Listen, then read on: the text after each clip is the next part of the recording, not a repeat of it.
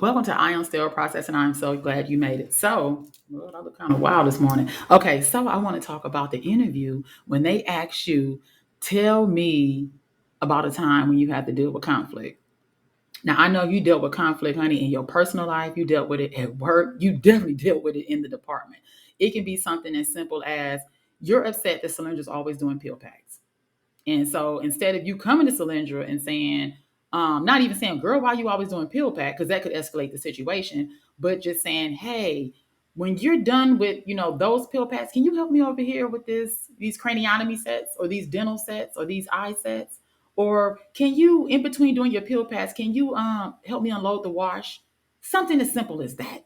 Instead of just being upset that Solyndra is doing pill packs. What you may not know is that Solyndra noticed at the end of the week, there's always thousands of loose instruments in a basket sitting in the back of the room that never gets pill packed or never gets put in sets. So the OR, when they open a set and it's missing that one or two instruments, they pop a whole nother set. Or they drop something on the floor and they pop a whole nother set instead of having a pill pack available. But you're not even looking at that because you're so caught up in the fact that you think is wrong for what Solyndra is doing as far as the pill pack. See, the conflict comes what you expect to happen or go on and exactly what you get. And that's when the conflict takes place. Okay. So now we're talking about the interview. Now, what would you do first is really what they want to know. How are you going to handle that conflict? Now, a lot of people, they're going to contact management. You have some people that stay in the manager's office all the time. So if you're in the interview and you're pretty much telling this person, well, I'm going to talk to you. I'm going to bring it to you. If I have a conflict or issue in the department, I'm going to come to you. I don't know if that's a good answer. And that's never been my answer because I'm not running to the manager for every little problem I have or the supervisor or the team lead or whomever. When you're at home, how do you deal with conflict? Do you go to your mom? I mean, you have to figure this stuff out, right? Are you going to contact the person? Now, you have to be tactful with how you contact the person. So, like, for instance, if I'm in an interview and they say, oh, Solyndra, tell me about a time that you dealt with a conflict. I brought up this situation. Now, this is a true story. I brought up the fact that I had a tech that was in the department talking bad about another tech, and someone else overheard it and they told me about it. And I guess they were dealing with conflict. And I felt like it was a conflict of what she did by, talking bad about the other person. She literally said that this particular tech was always up Solindra's ass. And I was like, whoa, okay, we need to have a conversation. So instead of me, I do the one-on-ones, which is, whatever, but I prefer to have everybody in the room. And that's what I did. I had everybody in the room. And what she didn't realize is that that particular person wasn't up my ass. I had this person multitasking because they had the skills to do so. So instead of me sitting there having her do sets all day, I can have her in decon. I can have her going to the OR. I can have her taking stuff to the floors. I can have her do all that. And all she did was come back and want more. Whereas there's some people, you let them focus on his sets. You don't give them too much to do because you'll break them.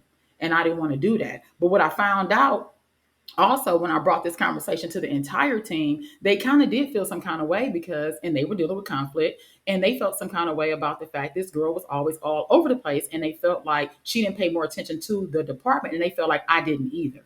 And so I had to step back and say, you know what?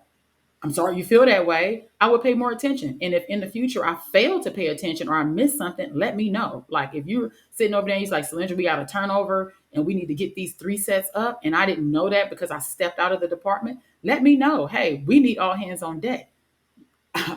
I'm not too far from being corrected, So that was a conflict that, one particular person had that ended up being a few people had, and we just all had like a round table and we had a conversation and we fixed that conflict. And I brought that up in an interview with how I dealt with that particular conflict.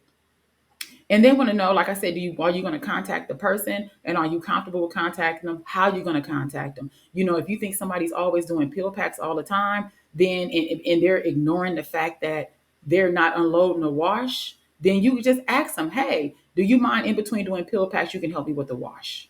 Do you mind when you finish up a few pill packs, you can help me with these dental sets?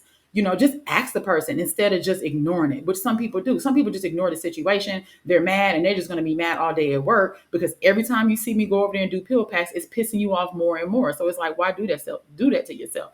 You may not realize I'm doing all these pill packs because at the end of the week, it's thousands of loose instruments in a basket in the back of the room. And guess what happened? When the OR drops something on the floor, they pop in a whole nother set instead of getting to a pill pack. But you didn't understand that because you never had a conversation with me.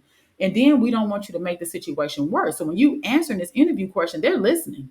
They want to hear how you're going to handle this conflict. So are you making it worse? I'm sure you're used to the when they mandated the masks at these different facilities or restaurants and retail stores, people were going in there and the employees were getting into it with the customers. They made the situation worse. Some people were having knockout, drag out fights. People were throwing food and products at each other. Police were called. I think somebody got shot. It was just crazy how they end up making this situation worse when you really don't have to. So you have to find a better way to handle the conflict. And they want to know how you're going to do it. Now, they want to know, are you going to talk negatively about the person that may be involved with the conflict? So, like for instance, with the mask mandate, are you going to spend a great time talking about how the customer should have known better? It was the law. We dealing with coronavirus. The CDC said this. And you're mainly pointing the finger at the customer. Or are you going to try to find a solution for everybody? Are you going to be able to make that sandwich for that customer as well as adhere to the policies and the rules of where you're working at? So, like for instance, somebody coming to Subway, let's say, and they come into there and they don't have their mask off. I was watching videos where people's like, "Ma'am, you have to have a mask on." Well, I have health conditions. I don't have to wear a mask, ma'am. Well, I can't serve you. You refusing service? You don't know what I'm going through, ma'am. Get out of my store. And they going to the door. I'm gonna call the police on you, and it's getting like really serious, and it's really getting bad. It could have been a possible situation where you say, you know what, ma'am, go ahead and text me your order to this phone number, or go ahead and do an online order. And when you come in, just come straight to this register and pay, or just pay for it online and I'll bring it out to you. I know you want this food, but this is our policy and let me help you. Are you looking at a situation that can help everybody? Are you able to put yourself in other people's shoes? Because they're listening to that. What's your communication skills like? What's your conflict resolution skills like? Are you looking for a win-win situation for everybody? Or are you just talking about me?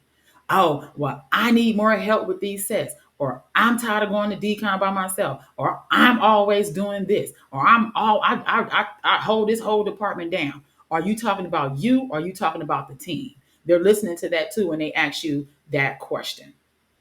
So I just wanted to make sure that next time you guys go out there and you have a interview and they ask you about conflict, think about what they're really asking you. When they say, tell me about a time, what do they really want to know?